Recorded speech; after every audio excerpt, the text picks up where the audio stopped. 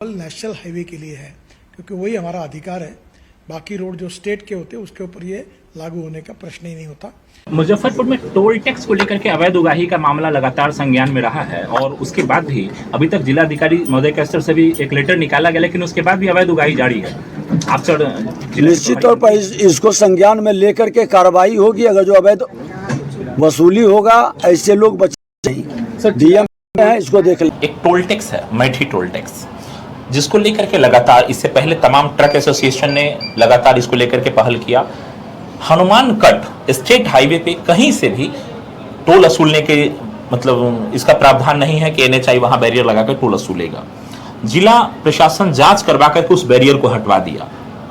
जिला अधिकारी लेटर निकालते हैं कि ग्रामीण सुरक्षा, चूंकि गांव से बहुत सारी गाड़ियां गुजर रही थी तो गांव से जाने को लेकर के रास्ता वहां की समस्या समाधान किया जाए, लेकिन टोल वाले मनमाना करके लगातार उस पर बैरियर लगा के अवैध उगाही लगभग प्रतिदिन का उगाही वहां से 1 से 1.5 लाख रुपए, लगभग महीने का 30 से 40 लाख रुपए। देखिए, हम लोगों ने बात किया था और जिलाधिकारी ने जांच भी करवाया था। फिर देखते हैं आगे क्या हो सकता है।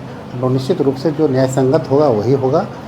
अवैध रूप से कोई काम नहीं हो सकता है। इसकी जानकारी लगातार हमने टेलीफोनिक और मौखिक जाकर के मिला भी था। डीएम साहब से हमने पूछा भी था, वो बताया कि नहीं वहां कोई नहीं सुनना है, लेकिन उसके बाद भी जिला अधिकारी उस पर कार्रवाई नहीं कर पा रहे हैं टोल कंपनी पे। हम आज जिलाधिकारी जी से बात करते हैं, क्योंकि बीच में हमारे संज्ञान में यह था कि ये बंद हो गया है। अगर पुनः चालू है तो हम उसको संज्ञान में लेते हैं और जिलाधिकारी से और ऊपर भी हम बात करते हैं, एनएचआई से बात करते हैं। जो भी न्याय संगत होगा हम एक्शन लेंगे। नमस्कार। पिछले अनेक दिनों से लोगों की टोल के बारे में काफ़ी तकरार थी।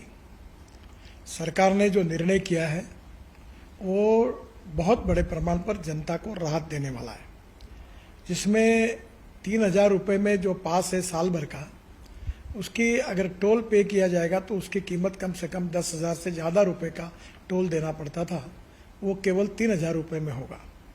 और ये जो वैलिडिटी है 1 साल में 200 ट्रिप वो क्रॉस कर सकते हैं। इसके साथ साथ एक ट्रिप मीन्स एक टोल को क्रॉस करना।